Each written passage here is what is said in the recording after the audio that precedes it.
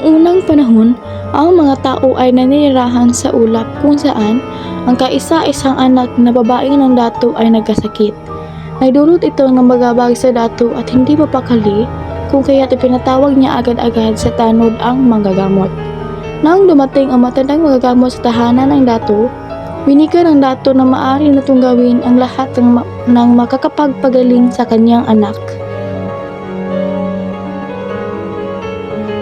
Sinuring mabuti ng matandang manggagamot ang nag-iisang anak ng dato at kinausap ang dato sa labas ng tirahan nito. Matapos nito ay pinatawag ng dato ang kanyang nasasakupan para sa isang pagpupulong. Makinig kayong lahat sa akin.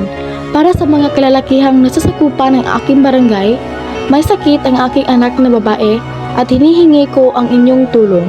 Upang maibalik ang mabuting kalusugan ng aking anak, kailangan ninyong ang tagubilin ng manggagamot, wika ng dato.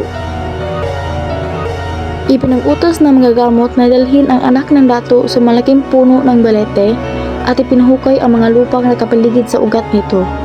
Agad na sinunod ito ng mga kalalakihan, tanda na kanilang pagmamahal sa kanilang dato. Binuhat nila ang anak ng dato gamit ang duyan at masigasig na hinukay nila ang lupang nakapalibot sa ugat ng puno. Matapos silang maghukay ay pinag-utos ng manggagamot na ilagay ang anak ng dato sa kanal na nabuo mula sa paghuhukay. Ang ugat sa puno ng balete ay makakapagpagaling sa anak ng dato, wika ng manggagamot.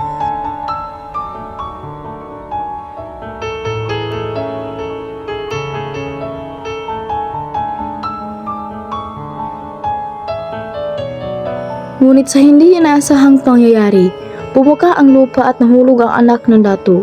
Humingi ito ng tulong ngunit huli na ang lahat. Nalaglag ang anak ng dato sa isang daluyan ng tubig at nagpagulong-gulong dito pababa.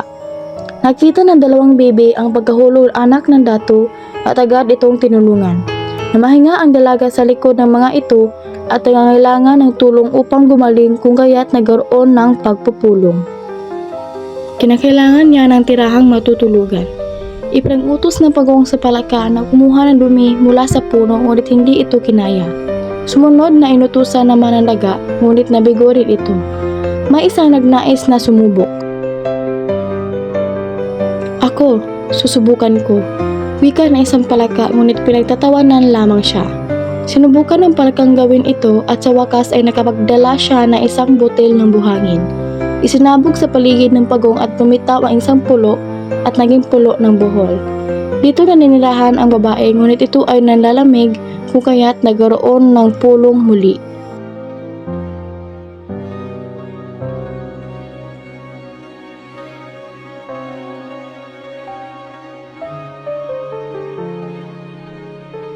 Kailangan mainitan ng dalaga.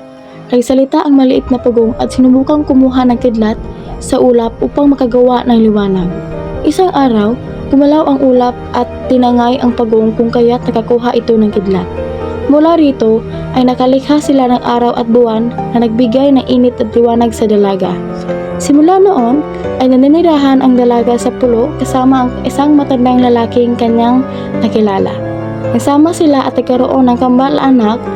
Ang isa ay naging mabuti at ang isa ay naging masama naman. Ang mabuting anak ay hinihanda ang buhol para sa pagdating ng mga tao. Gumawa siya ng kapatagan, mga ilong at maraming hayop ngunit ang ilan dito ay sinira ng masamang anak. Nagkaroon ng pagtatalo ang mabuting anak at ang masamang anak at dahil dito ay nagrakbay ang masamang anak sa kanluran at dito siya namatay. Nagpatuloy ang mabuting anak sa pagpapaganda ng buhol at inayos ang lahat ng ginawa ng masamang anak. Nilikha ng mabuting anak ang mga buholano mula sa lupa at dinuraan kaya sila ay nabuhay. Kayo ay naging lalaki at babae. Iiwan ko sa inyo ang katangiang kasipagan, mabuting pakikitungo, kabutihang loob, pagpapahalaga sa kapayapaan at katapatan.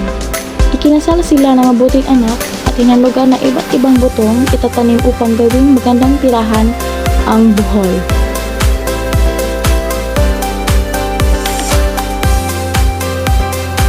Hindi nagtagal, lumikha ang mabuting anak na isang igat at isang ahas.